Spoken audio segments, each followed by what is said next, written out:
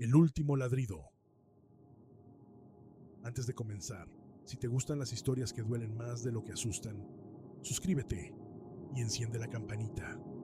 Esta es la historia de un amor que ladró hasta después de la muerte. Dicen que hay amores que no necesitan palabras. Tomás lo supo el día que Rocco llegó a su puerta. Un perro mestizo, de ojos marrones, orejas torcidas y una calma tan humana que parecía entenderlo todo sin decir nada. Rocco fue su regalo del destino, o tal vez un rescate, porque cuando lo encontró, Tomás ya no creía en nada.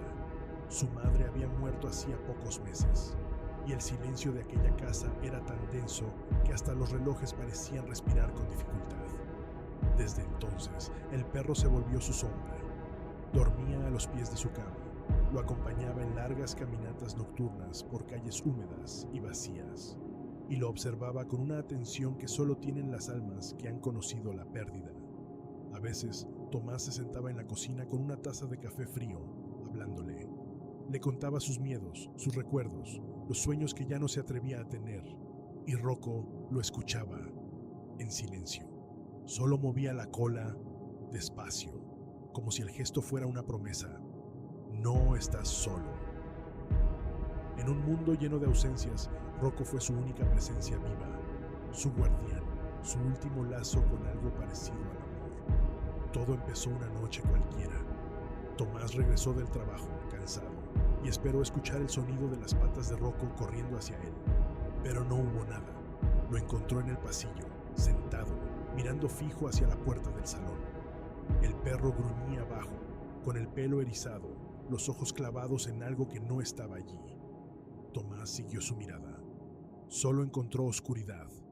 Los días siguientes fueron un desfile de pequeños temblores.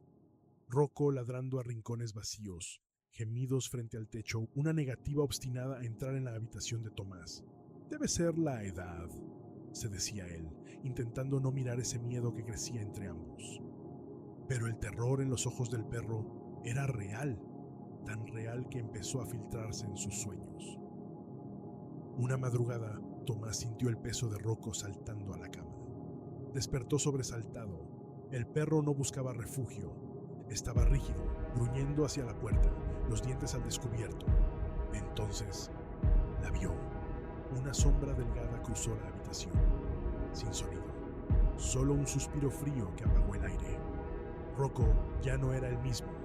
Su mirada había perdido brillo, su respiración era áspera, y un olor agrio, como hierro y tierra, comenzó a impregnarse en su pelaje. Una noche, un chillido lo despertó. Corrió al patio y lo encontró allí, escarbando la tierra con furia, las patas ensangrentadas, la boca cubierta de barro. El hoyo era profundo, parecía estar buscando algo. Tomás lo detuvo. Rocco se volvió hacia él, y por un instante, sus ojos no parecían suyos. Lo mordió. Apenas una herida, pero suficiente para que el miedo se hiciera carne. Nunca antes lo había atacado. Nunca. Esa noche, mientras curaba su brazo, Tomás comprendió que algo había cambiado. No era solo su perro el que se estaba desmoronando. Era el vínculo que los unía.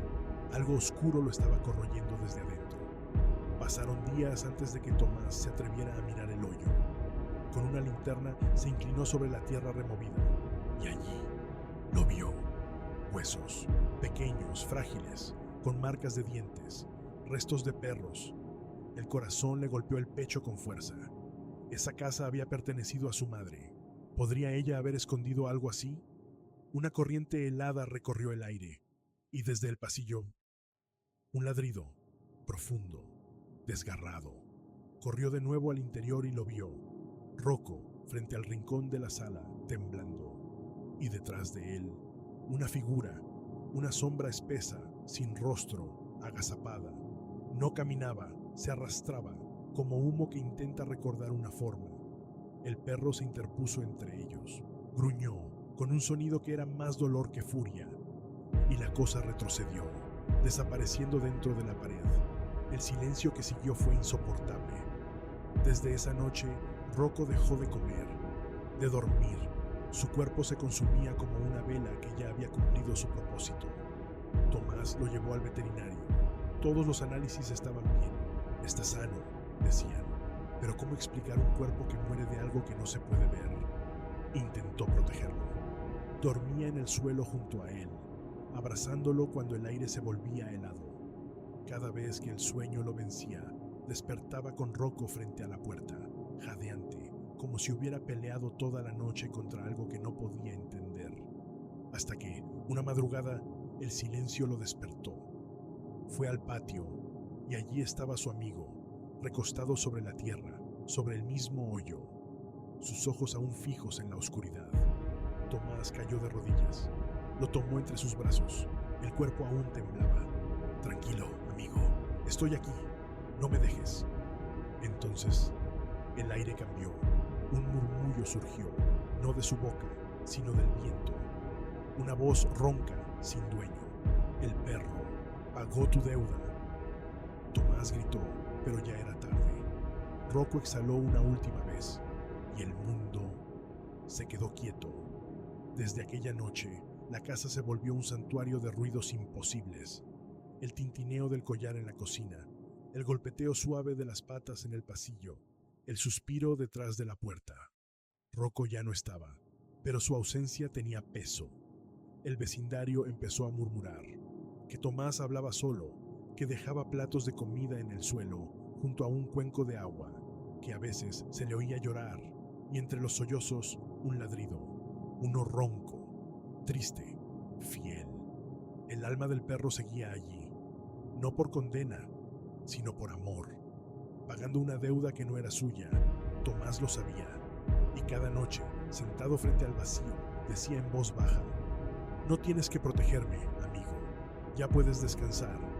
Pero la respuesta siempre era la misma, un leve gemido, el roce de unas patas que ya no existen, y un susurro que el viento arrastra hasta el amanecer. A veces, en los segundos antes de dormir, cree verlo, Rocco echado junto a su cama, vigilando la puerta, y por un instante, Tomás sonríe, porque el amor, incluso el de un perro, puede ser tan fuerte que ni la muerte se atreve a separarlo. Dicen que en esa casa todavía se escuchan dos sonidos, el llanto de un hombre y el ladrido de un alma que no pudo irse. Quizás Rocco nunca se fue, quizás sigue ahí, en la penumbra, cuidando a quien ya no sabe ser cuidado. Y Tomás vive entre dos silencios, el del mundo y el de su amigo que ya no respira. Porque a veces, lo más triste no es que muera tu perro, sino darte cuenta de que, en el fondo, él murió por ti. Si esta historia te tocó el alma, suscríbete y cuéntame, ¿qué estarías dispuesto a perder por el amor de quien nunca te abandonaría?